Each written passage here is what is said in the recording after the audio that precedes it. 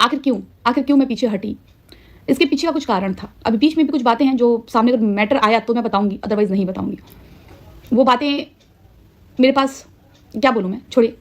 अब बात करते हैं कि मैं पीछे क्यों हटी। तो पीछे हटने का कारण मैं बोल सकती हूँ कि वही था जिस चीज़ के लिए आप लोग चिल्ला रहे थे कि इन दोनों लोगों में बात हो रही थी। जी हाँ, इस बात को मैं बोलूँगी कि जी हाँ, बात हो रही थी। इस बात को जहाँ भी प्रूफ करना होगा मैं प्रूफ कर दूँगी, पर्सनली मैं प्रूफ कर दूँगी, क्योंकि मेरे पास जो एविडेंस है उसको कोई झुठला नहीं सकता है। इस बात होने के कारण पहले तो मुझे लगा था कि नहीं यार, मैं लोगों को जवाब क्या दूँगी। मैंने बात करना बंद किया क्योंकि मेरे को गुस्सा आया था। जब मैं चीज़ें देखी थी कि फिर से बात हो रही ना, मुझे गुस्सा आया था। मैंने चीज़ों को वहीं से ख़त्म किया। मैंने कहा नहीं बात करना मुझे। मैं 15 दिन तक लगातार बात नहीं की थी।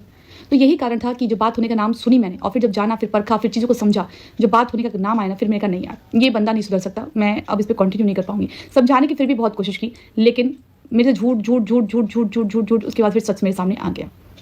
और ऐसा सच मेरे सामने आया जिसको मुझे साक्ष्य देने की ज़रूरत नहीं है।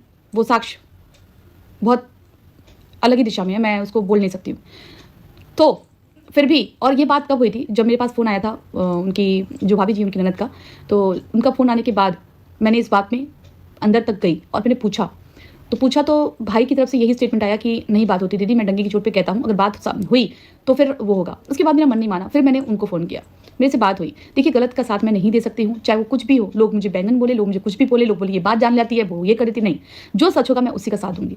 जब मैं जान गई कि बात होती है, फिर मैं क्या बोलूँ, फिर मैंने किस तरह से बातों को इधर उधर काम नहीं कर, छोड़ो यार, इसको मैं सोशल मीडिया पे ना लाऊं। लेकिन बातें अब ये हो गई ना कि एक बार फिर से धोखा दिया जा रहा है। और स्टिल जो भी कुछ हुआ है अभी ना, सुचिता बिल्कुल सही है, कुछ भी गलत नहीं बोल रही है। और आखिर ये कौन सा प्यार रह के प्यार भूल जाता है, प्यार याद आता है कि मनीषा। मैंने कहा है सचिन गलत नहीं है पूरी तरीके से। सचिन का दिल बहुत अच्छा है और अभी भी जो कर रहा है ना, वो दिल के हाथों मजबूर है, वो इसलिए कर रहा है।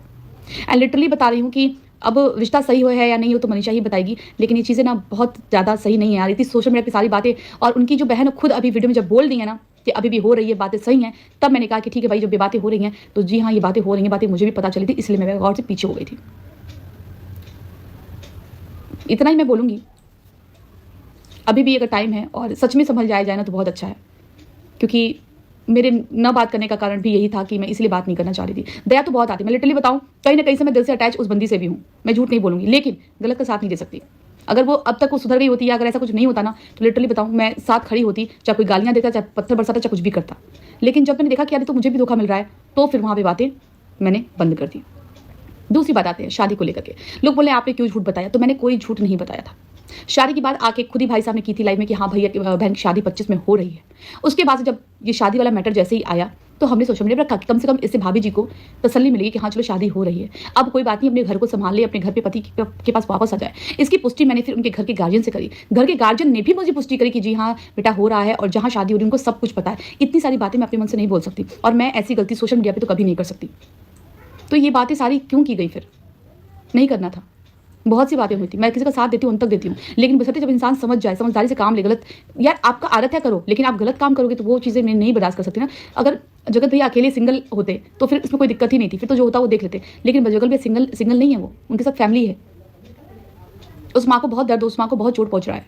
इसलिए अब करते हैं इस बात की कॉन्ट्रोवर्सी की, कॉन्ट्रोवर्सी कहाँ तक सही है, कहाँ तक नहीं है। तो इसके पीछे भी बहुत बड़ा कारण है, और वो जो कारण है वो जब मैं जानी थी तो मैं खुद बहुत चौंक गई थी।